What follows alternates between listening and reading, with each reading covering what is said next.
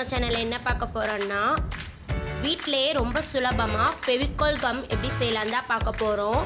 என்னோடய பிரதர்ஸ் தான் செஞ்சுருக்காங்க.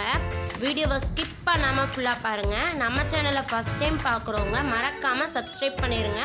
பக்கத்தில் உள்ள பெல் ஐக்கானையும் கிளிக் பண்ணிடுங்க. அப்போ தான் நான் போடுற வீடியோ அப்பப்போ உங்களுக்கு நோட்டிஃபிகேஷனாக வந்து சேரும்.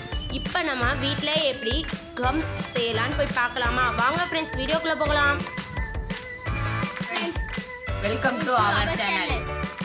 இன்னைக்கு நம்ம சேனல்ல என்ன பார்க்க போறோம்னா கம் செய்யறது எப்படின்னு நம்ம பார்க்க போறோம்.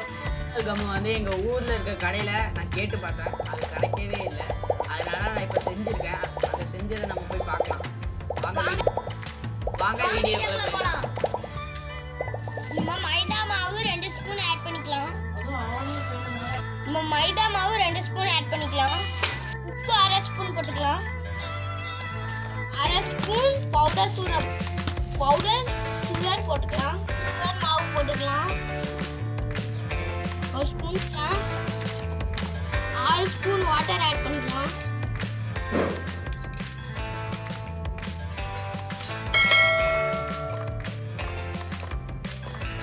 நல்லா கிண்டி விட்டுக்கலாம். தேவைன்னா தண்ணி ஆட் பண்ணிக்கோங்க. 5 நிமிஷம் நல்லா கலக்கிக்கிட்டே இருக்கணும்.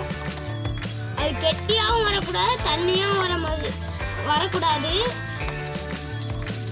கெட்டி பிடிக்காத அளவுக்கு கலக்கிக்கோங்க. நம்ம இப்போ கலக்கிறோன்னா சுகர் கரையினால கலக்கிறோம். கம்மு வந்து ரொம்ப இதாக இருக்குது, தண்ணியாக இருக்குது. இப்போ வந்து நம்ம இதை கெட்டியாக்கணும். கெட்டியாகிறதுக்கு நம்ம வந்து வெந்நியை வந்து தண்ணியை வந்து சூடு பண்ணி அந்த வெந்நி மேலே வந்து நம்ம ரெடி பண்ணி வச்சுருக்க கம்மை வந்து இப்படி கலக்கிட்டே இருக்கும். கம்மு ரெடி ஆயிடுச்சு. தெரியும் திக்காக இருக்குது பாருங்க.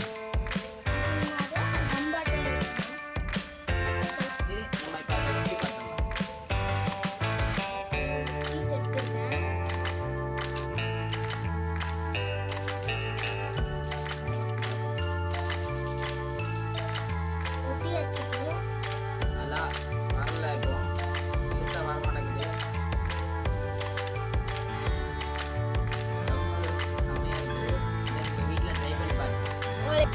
உங்களுக்கு இந்த வீடியோ பிடிச்சிருந்தா லைக் பண்ணுங்க, ஷேர் பண்ணுங்க, மறக்காம சப்ஸ்கிரைப் பண்ணிருங்க.